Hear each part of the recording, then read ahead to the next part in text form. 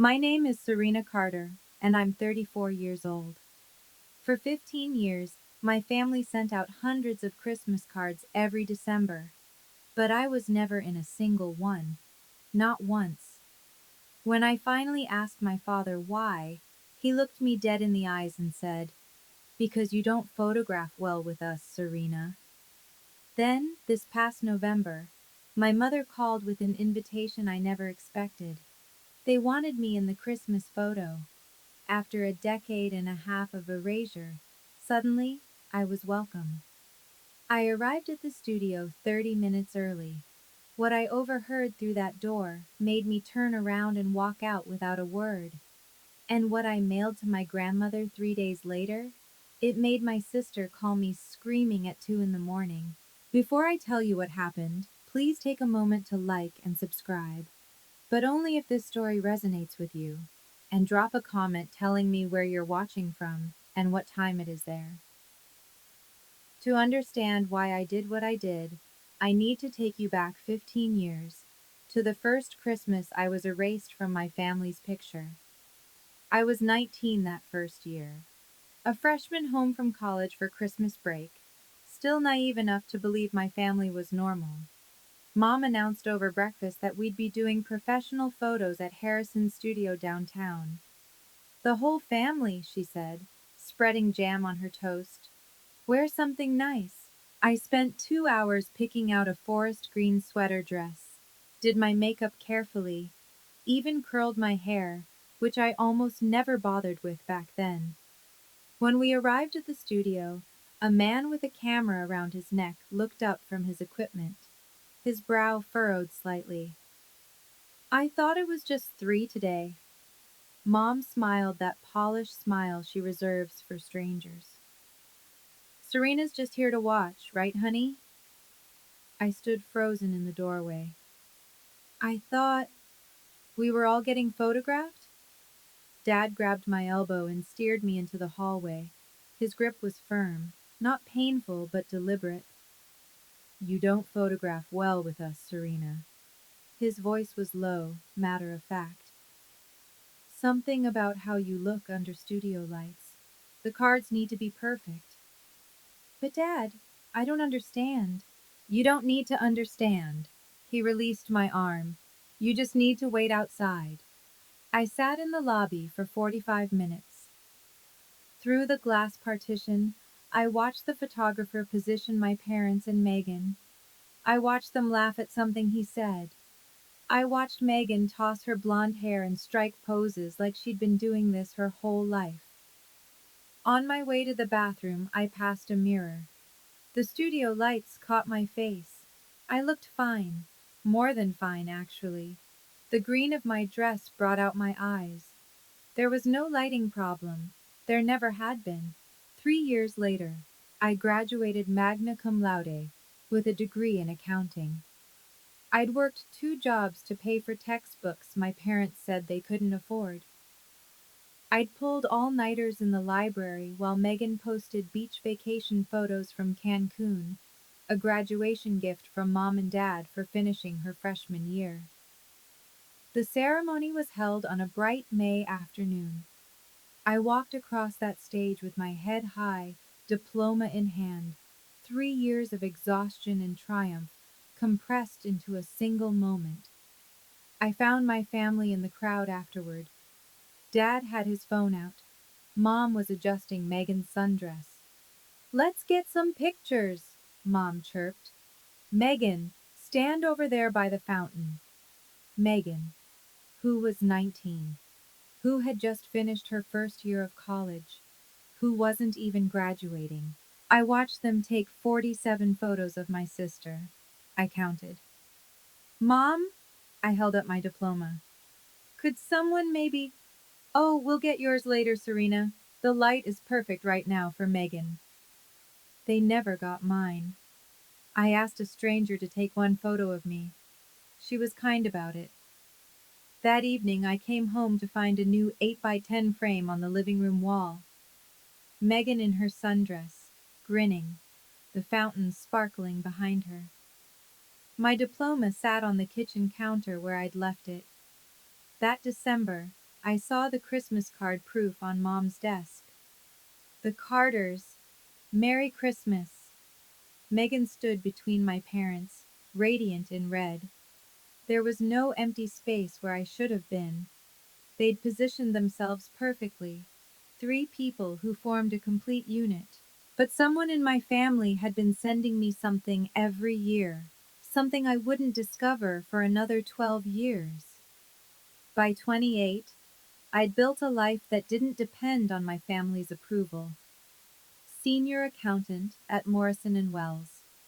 A small apartment with exposed brick that I decorated myself. A savings account that grew a little larger every month. I met Marcus at a gallery opening. He was there photographing the event.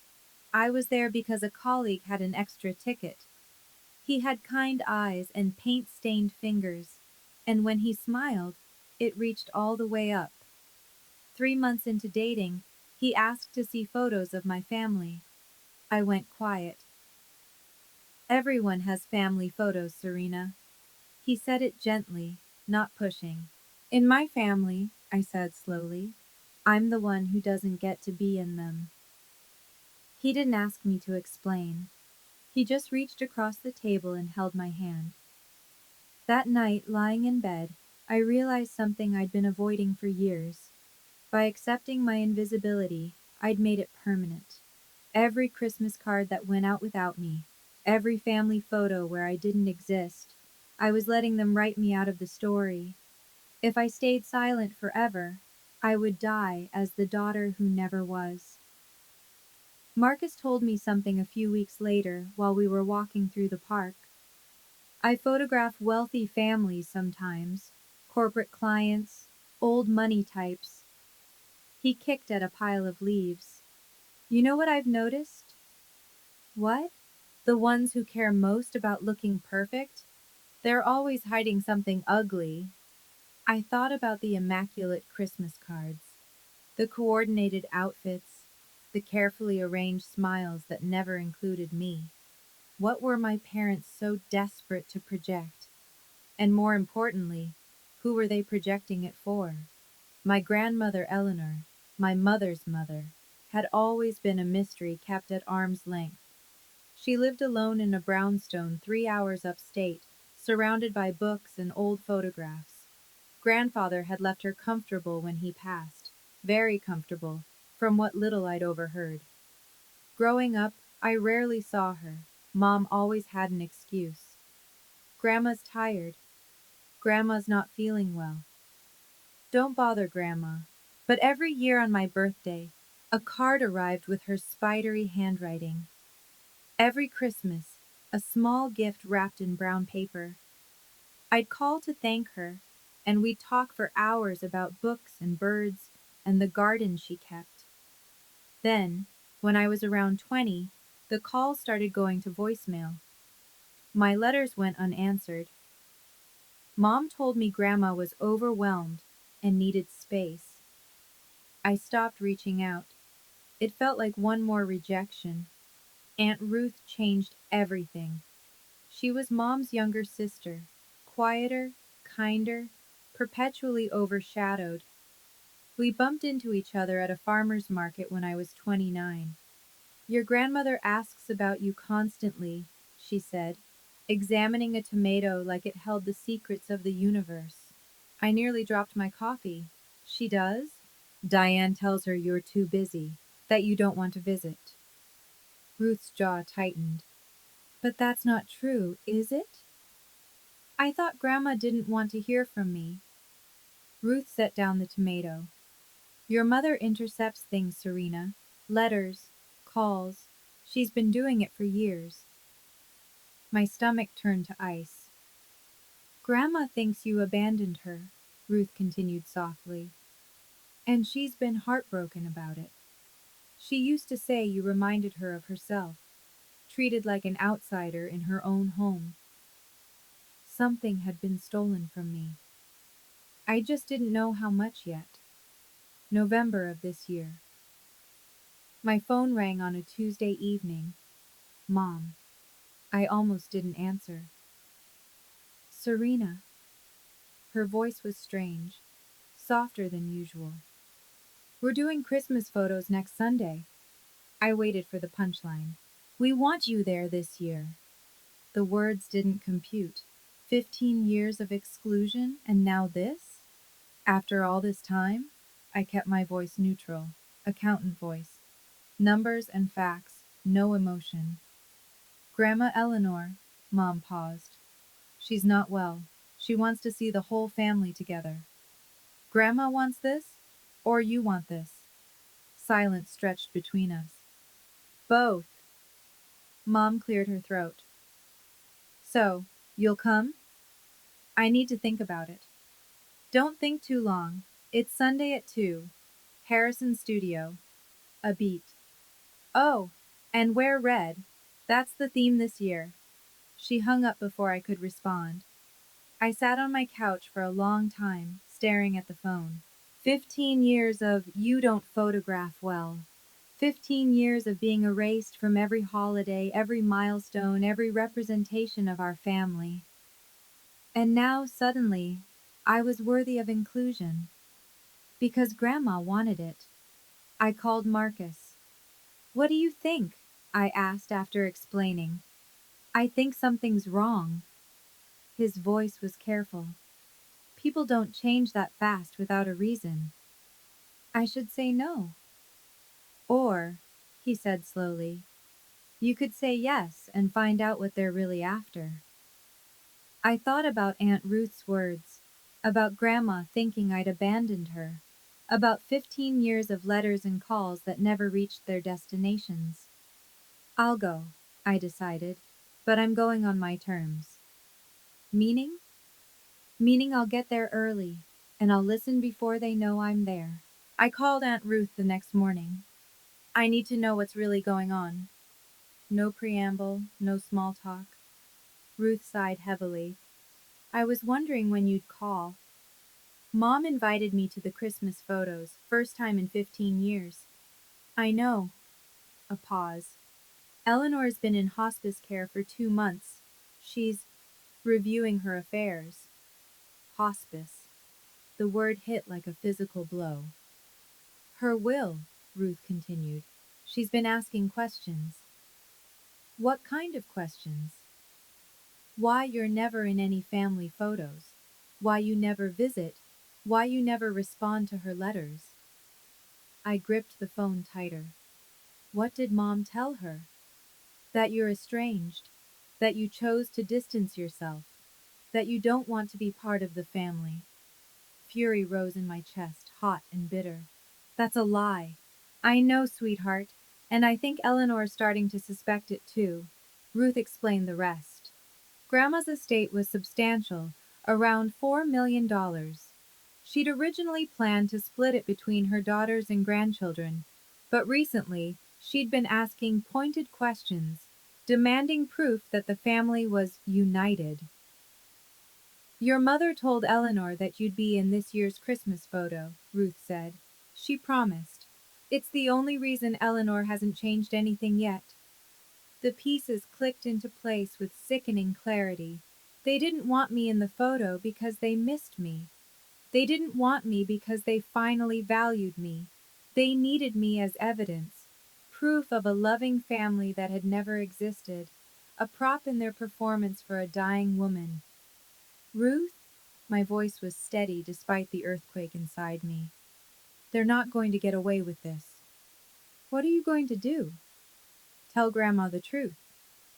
That night, Marcus and I sat at my kitchen table. You're really doing this? He wasn't judging, just confirming. I'm going to hear them say it themselves. I pulled a cardboard box from under my bed. And then I'm going to show Grandma what they've been hiding. Marcus opened the box. His eyebrows rose. Inside were 15 years of Christmas cards. Every single one my family had sent out since I was 19. Where did you get these? Neighbors, Dad's coworkers, Mom's book club friends, anyone on their mailing list who'd give me a copy. I spread them across the table. I've been collecting them since the beginning. Year after year, the same pattern. Mom, Dad, Megan, smiling, perfect, complete. No Serena, not once. Why did you keep them? Marcus picked up a card from 2019. I don't know, honestly. Part of me thought maybe someday someone would need to see them, someone who mattered. I gathered the cards carefully. I'm going to put these in an album, along with photos of me from each of those years, side by side, proof of what they did. Marcus nodded slowly. And you'll send it to Eleanor? After Sunday, after I hear what they really think of me. He reached across the table. I'll drive you. Wait in the parking lot, in case you need backup. Thank you. Serena. He caught my eyes. Whatever happens, you're doing the right thing. She deserves to know. I squeezed his hand. Sunday came faster than I expected. I put on my red dress, the one Mom had specified, did my makeup, checked myself in the mirror. I looked fine. Better than fine. I always had. I need to pause here and ask you something. If you were in my position, finally invited after 15 years of exclusion, would you have gone to that photo shoot? Or would you have refused entirely? Drop a comment below. Go or stay away. I want to know what you would have done. And if you haven't subscribed yet, now's the time. Because what I overheard at that studio, it changed everything. 2 days before the photo shoot, Aunt Ruth asked to meet me for coffee. She arrived carrying a large manila envelope stuffed thick with papers. I've been holding on to these for a long time. She slid the envelope across the table. I should have given them to you years ago. I opened it carefully. Letters, dozens of them, all addressed to me in my grandmother's elegant handwriting. My hands trembled as I unfolded the first one. December 2009. My dearest Serena, I haven't heard from you since your birthday. I hope you received the sweater I sent, the blue one that matches your eyes. Your mother says you've been busy with college. I understand, but please, when you have a moment, call your grandmother. I miss hearing your voice. All my love, Grandma Eleanor. I read another, and another. 15 years of letters I'd never received, birthday cards, Christmas notes, invitations to visit, questions about my life, my job, my hopes, and threading through all of them, confusion, hurt. A grandmother who couldn't understand why her granddaughter had stopped responding. 2018. Serena, if I've done something to offend you, please tell me. I've written so many times. I don't understand your silence. Have I lost you? Tears blurred my vision. She thought I abandoned her. My voice cracked. Diane intercepted everything. Ruth's face was tight with old anger. Incoming and outgoing. For 15 years. Why? Control, image, making sure Eleanor only saw the family Diane wanted her to see. I clutched the letters to my chest. These weren't just papers. They were proof. Evidence of a relationship that had been deliberately destroyed. Grandma needs to see these. Yes, Ruth nodded. She does. Saturday night, the eve of the photo shoot. Marcus and I worked until midnight, assembling the album. Each page told a year of the story. On the left, that year's Carter family Christmas card, all three of them smiling, no space for a fourth. On the right, a photo of me from that same year, 19-year-old me in my dorm room holding a textbook, unaware I'd just been erased. 22-year-old me at my graduation, diploma in hand, alone. 25-year-old me at my first real job, standing in front of my cubicle, year after year. Their curated perfection beside my solitary reality. How long have you been planning this? Marcus asked. carefully aligning a photo. I didn't plan it. I smoothed down an edge. I just kept things, evidence I didn't know what for. Instinct. Maybe. I added the final card, last year's, featuring my family in matching green sweaters. Maybe I always knew someday I'd need proof that I existed. We included copies of Grandma's letters too, the ones she'd sent that I never received. Physical evidence of 15 years of deception. At the front, I placed a letter I'd written myself. Grandma, for 15 years I thought you'd forgotten me. I thought you didn't want to hear from me anymore. I was wrong. What you're about to see is the truth that was hidden from both of us. Not to hurt anyone, but because you deserve to know what happened.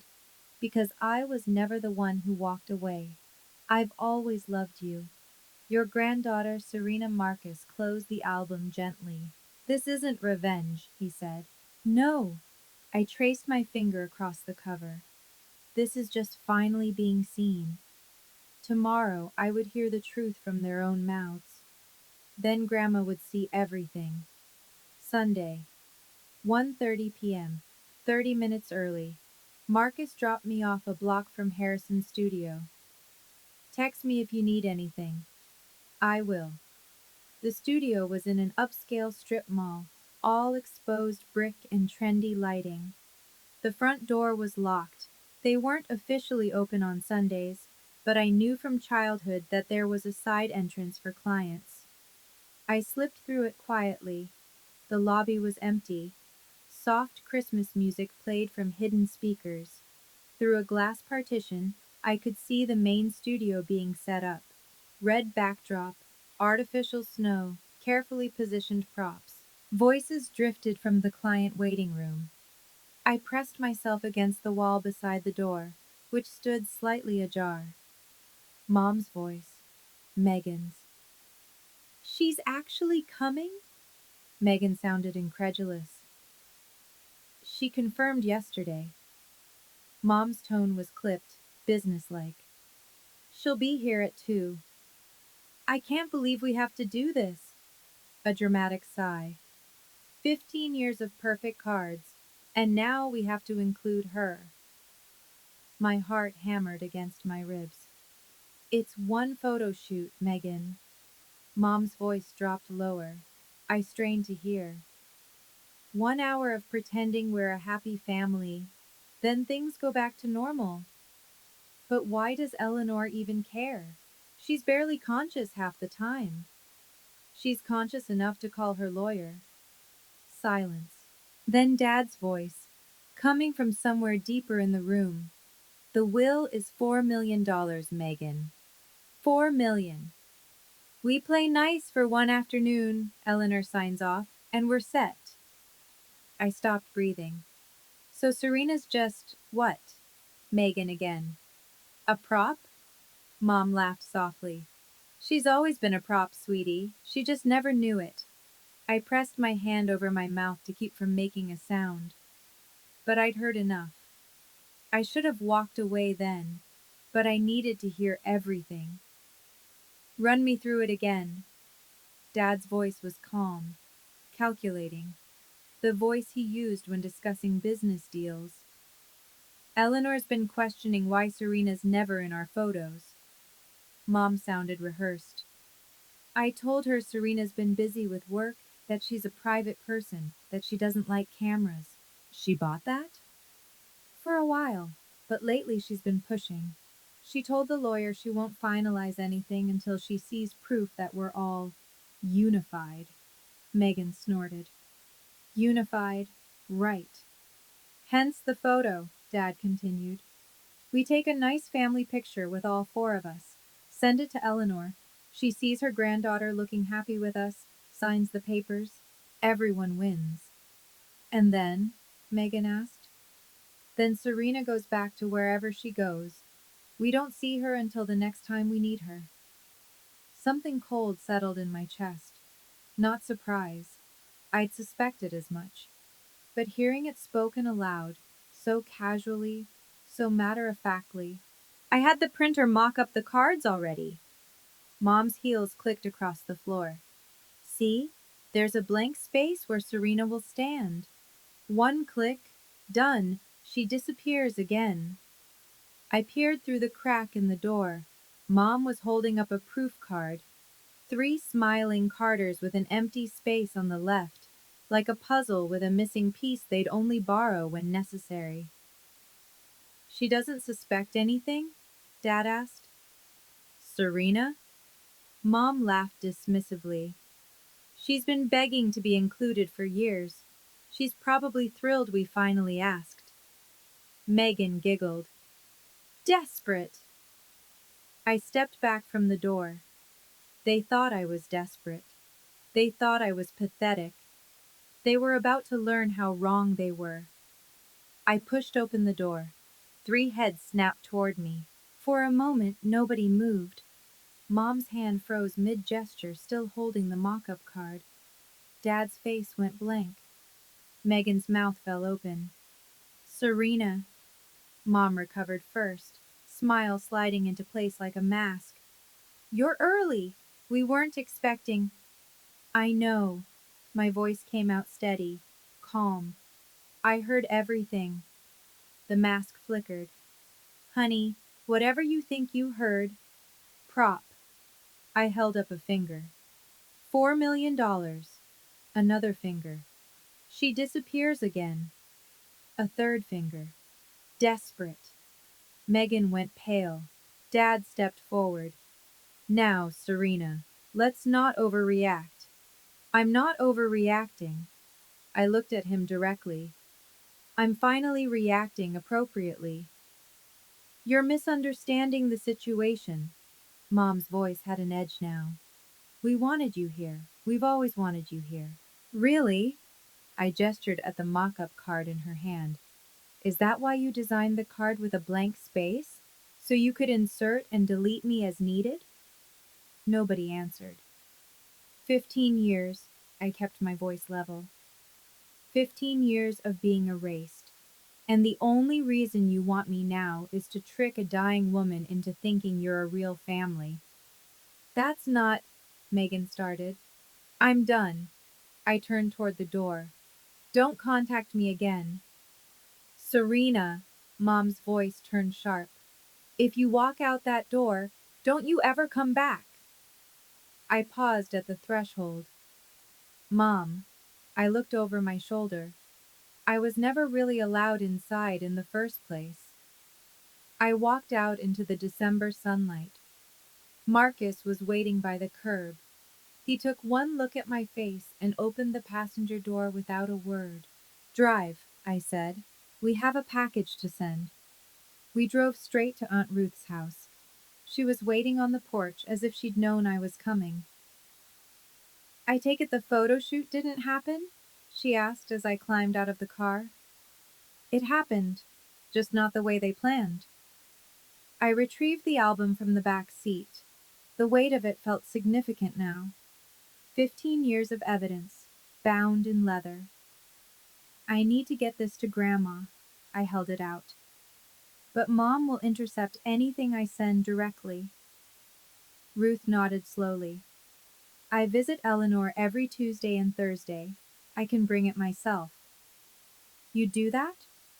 Serena. Ruth's eyes were bright. I've watched my sister erase you for 15 years. I should have done something sooner. She took the album carefully. Let me make it right. Marcus helped me add the final touches. Copies of Grandma's intercepted letters, photos showing our timeline. Everything organized, chronological, undeniable. Are you sure? Marcus asked quietly as Ruth prepared to leave. She deserves the truth. I watched Ruth's car pull away. They've been lying to her for 15 years. About me, about our family, about everything. What do you think she'll do? I didn't know. Part of me hoped she'd understand. Part of me was terrified she'd reject me too, believe my mother's version over mine. But I was done hiding from the truth just because it might hurt. Whatever she decides, I said, at least she'll decide based on reality. not the fiction Mom created. That night I barely slept. Barely. Somewhere in a hospice facility 3 hours away, my grandmother was about to learn that the granddaughter she thought had abandoned her had been stolen from her instead, and nothing would ever be the same. 3 days passed, the longest 3 days of my life. Tuesday evening, my phone rang. Aunt Ruth. She saw it. Ruth's voice was thick with emotion. She saw everything. I gripped the counter to steady myself. And she cried, Serena, for over an hour. My heart dropped. Oh no, I shouldn't have. No, Ruth cut me off. Not sad tears, angry tears, furious tears. I exhaled slowly. She kept saying, my baby. They kept my baby from me. Over and over. Ruth sniffled. She couldn't believe Diane would do this, her own daughter. Does she believe me? Honey, she has 15 years of letters she wrote to you in her own handwriting. Letters you never responded to because you never received them. There's no denying the evidence. Relief flooded through me, so intense it made my knees weak. She called Diane, Ruth continued, 20 minutes after I left. I don't know what was said, but Diane called me screaming afterward. Something about destroying the family. What's Grandma going to do? A pause. She called her lawyer this morning, Serena. She's making changes. Ruth, I didn't do this for money. She knows that. That's exactly why she's doing it. Ruth's voice softened. She said, Serena wasn't trying to get anything. She was just trying to be seen, and I failed to see her for 15 years. Tears slipped down my cheeks. She wants to see you, Ruth added. Privately, before she tells the rest of the family what she's decided. When? Thursday. Can you come? I looked at Marcus, who was watching me from across the room. He nodded. I'll be there. Good. Ruth paused. She's been waiting 15 years for you, Serena. Don't make her wait any longer. The hospice facility was quieter than I expected. Soft colors, gentle lighting, the smell of flowers and antiseptic. A nurse led me to room 14. I hesitated at the door. Inside, my grandmother sat in a wheelchair by the window. The album was open on her lap. Even from the doorway, I could see she'd been studying it. She looked up. For a moment, neither of us spoke. Her eyes, still sharp despite everything, moved over my face like she was memorizing it. Serena. Her voice was thin but warm. My beautiful girl. I crossed the room in 3 steps and knelt beside her wheelchair. She reached out with trembling hands and cupped my face. You didn't abandon me. Tears traced the lines of her cheeks. You were kept from me. I didn't know, Grandma. My own tears fell freely now. I thought you didn't want to hear from me. I thought, I know, sweetheart. I know now. She pulled me into an embrace. She smelled like lavender and old books, exactly as I remembered from childhood. We stayed like that for a long time. Finally, she released me and gestured to the album. I signed new papers this morning. My lawyer was here at 8. Grandma, you don't have to. Hush. She held up a thin hand. I'm not doing this because of money. I'm doing this because of truth. She pressed a small envelope into my palm. I've written letters to everyone. Diane, Harold, Megan, Ruth, explaining why I've changed things and what I know now. What happens when they read them? Grandma smiled, tired but resolute. Then they'll finally understand that you can't build a family on lies, and that I always knew which granddaughter truly loved me. Let me pause here again. Do you think I did the right thing? Sending that album without warning? Or should I have confronted my parents directly first? Comment below, right or wrong, and tell me why. I genuinely want to know. And if you're still watching, hit that bell icon, because when my sister finally got through to me, her voice told me everything was about to explode. The call came at 2 a.m. I'd been asleep, finally peaceful for the first time in weeks, when my phone lit up. Megan's name flashed on the screen. I answered on the third ring. What did you do? Her scream was so loud, I had to hold the phone away from my ear. Marcus stirred beside me, instantly alert. Hello to you too, Megan. Grandma sent letters. To all of us. Dad's pacing the living room like a crazy person. Mom is crying. Actually crying, Serena. I sat up slowly, kept my voice calm. I told Grandma the truth. The truth? Megan's laugh was sharp and hysterical. You destroyed us. You showed her all those cards and letters and the evidence? You're supposed to be family. Am I? I asked quietly. Because families don't erase each other. Families don't intercept letters for 15 years. Families don't call each other props. Silence on the other end. Grandma cut Mom's share in half. Megan's voice cracked. And mine. She gave most of it to you and Aunt Ruth. I didn't ask for that. But you got it, didn't you? You got exactly what you wanted. What I wanted, I said slowly, was for Grandma to know I didn't abandon her. What I wanted was for her to see me, really see me, before she dies. The money was never the point. Easy to say when you're getting it. Megan. I was tired now. Tired of explaining. Tired of justifying. I'm not going to apologize for telling the truth. If the truth destroyed something, then it wasn't worth protecting. You'll regret this. No. I looked at Marcus, who was watching me steadily. I really won't. I hung up. Dad called the next morning. His voice was different. Not angry, cold, calculated. The voice he used when negotiations weren't going his way. You've made a serious mistake, Serena. Good morning, Dad. This isn't a joke. He exhaled sharply. Do you understand what you've done to this family? I showed Grandma the truth. If the truth damages the family, maybe the family was already broken. 15 years of stability, 15 years of maintaining relationships, and you threw it all away because you're bitter about some photographs? Something snapped inside me. Stability?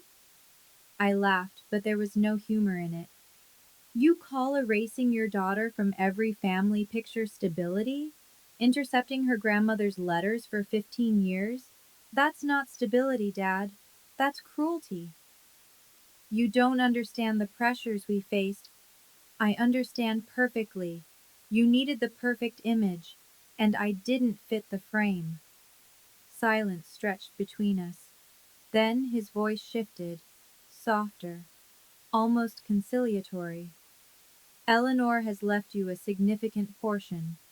If you were to speak to her, convince her to reconsider, we could work something out, split the difference. I let his words hang in the air.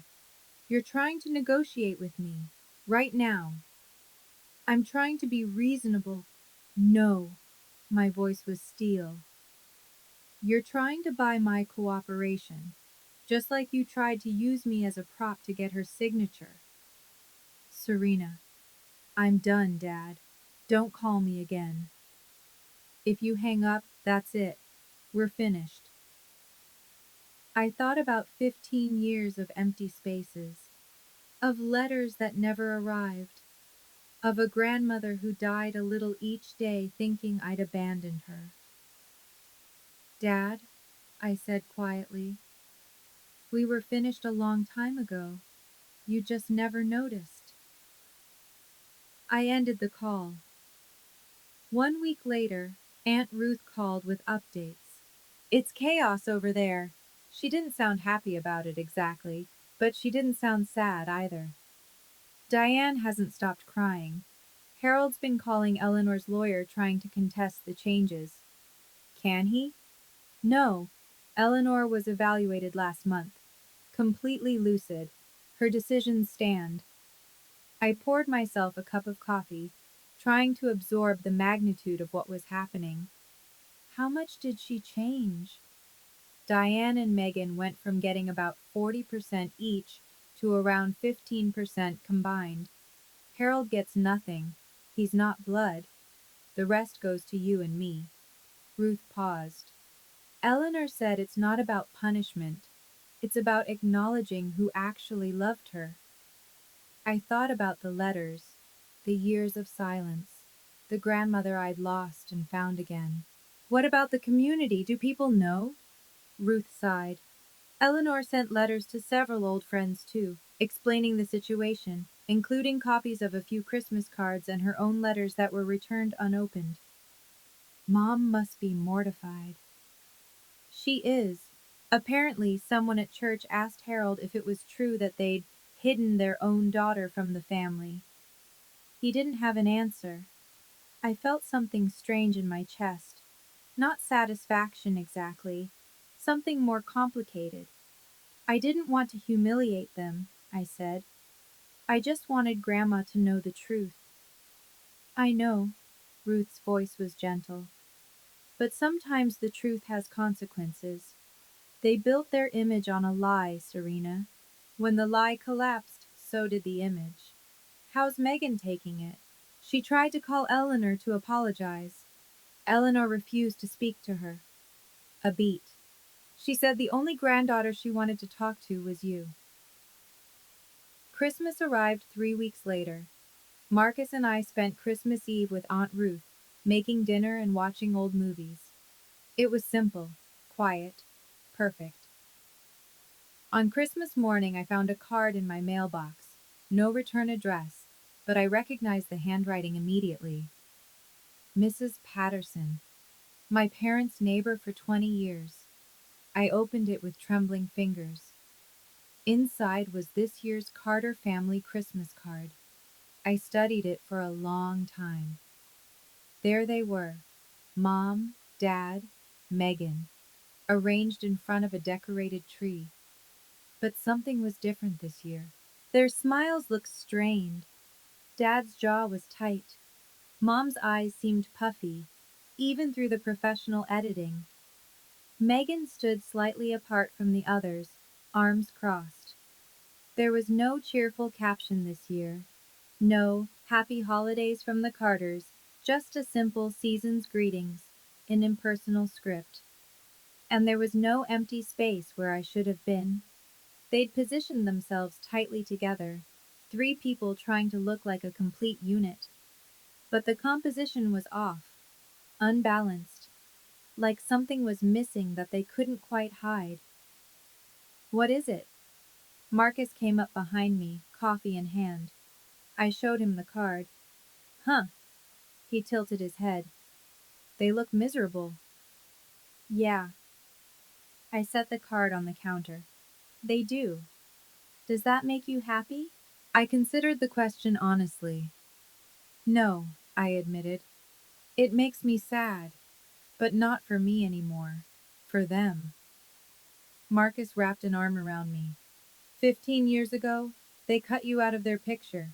Now they can't cut out the empty space you left behind. I leaned into him.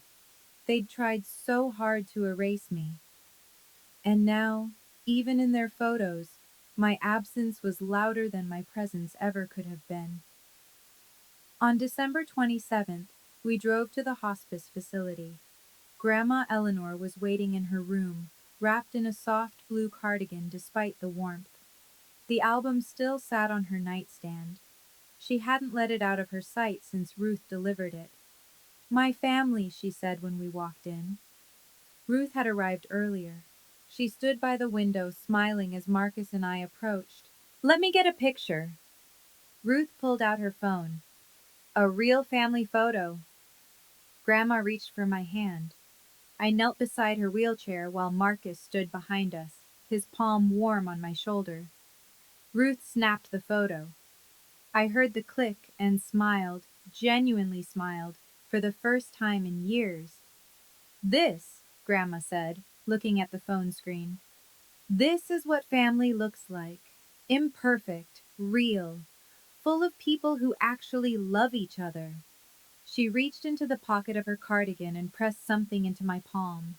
A small envelope, my name written in her shaky script. Open it, she urged.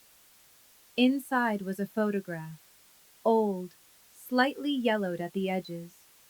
A woman in a hospital bed, exhausted but radiant, cradling a newborn. Grandma, holding me. The day I was born, I turned it over. Serena, the light of my life. The moment I held you, I knew you were special. Tears spilled down my cheeks. You kept this? Always. She squeezed my hand with surprising strength. They tried to make you invisible, sweetheart, but you were never invisible to me. We stayed until evening, talking about everything and nothing. Marcus made her laugh. Ruth told stories from her childhood. I held my grandmother's hand and memorized every line of her face. It would be our last Christmas together.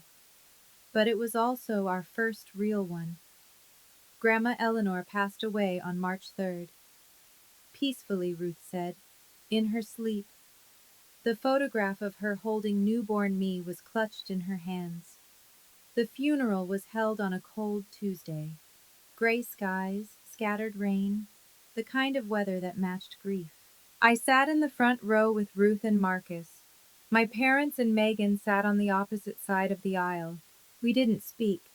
We didn't even make eye contact. The service was simple. Eleanor had specified no elaborate eulogies, just readings from her favorite poems and songs from her church choir. Afterward, at the reception, Megan approached me. Serena. She looked smaller somehow, less polished than usual. Can we talk? I studied my sister, looking for the cruelty I'd heard at the studio, looking for the disdain. All I saw was fear. What do you want to say, Megan? I'm sorry. The words came out rushed. For everything. The photos. The things I said. I didn't realize. I mean, I knew, but I didn't think. You didn't think I was a real person. I finished the sentence for her. I was just in the way. Her silence confirmed it. Megan, I kept my voice gentle. I forgive you. I really do. Relief flooded her face. But forgiving you doesn't mean I want a relationship with you.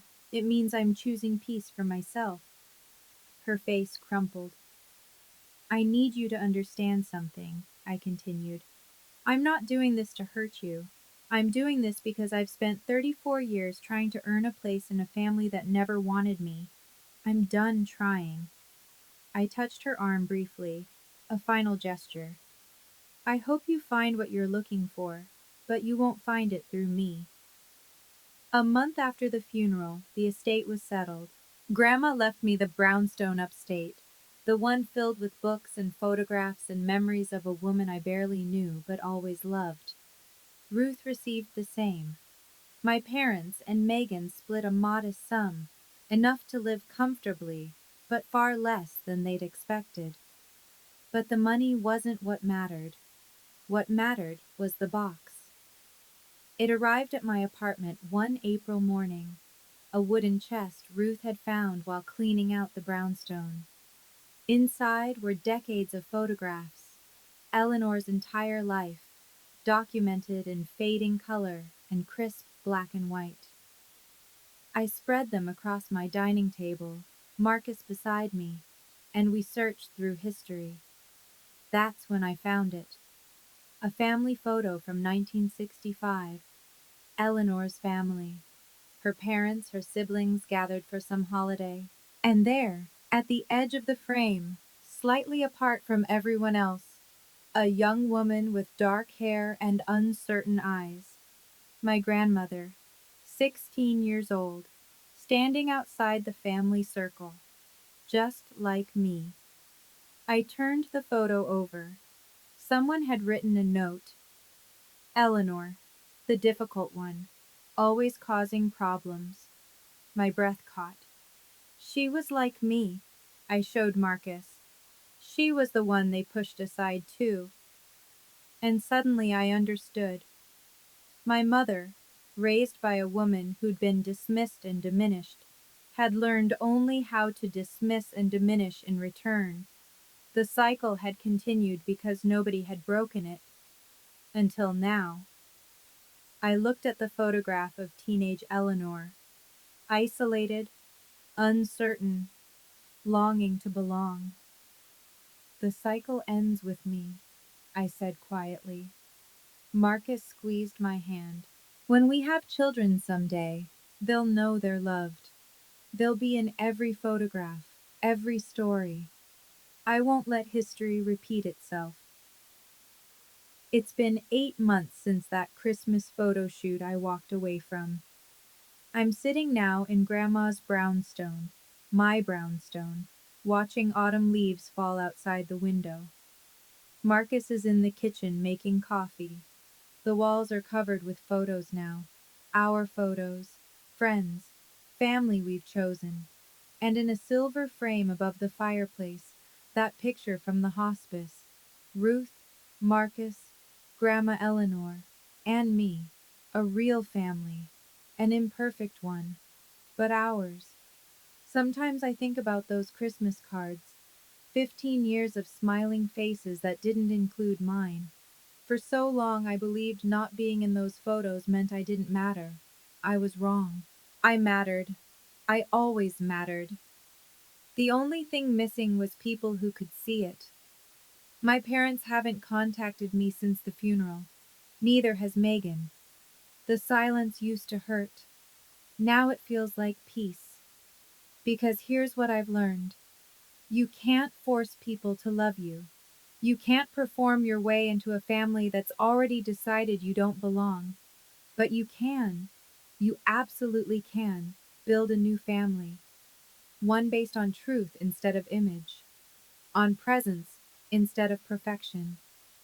They erased me from their photos. But they couldn't erase me from my own story. If you're watching this and you've ever felt invisible, in your family, at work, anywhere in your life, I want you to know something. You are not the problem. Their inability to see you is not a reflection of your worth. And one day, you'll find people who see you clearly, who make space for you, who never ask you to disappear. That's my story. Now I want to hear yours. Have you ever felt erased by your own family? Tell me in the comments. I read every single one. You're not alone. You never were. Thank you for staying with me until the end. If this story meant something to you, hit that subscribe button and turn on notifications. It tells me you want more stories like this. Check the description for similar stories you might love. I promise they'll keep you watching just as long. Drop a comment. Where are you watching from? And what would you have done in my place? See you in the next one.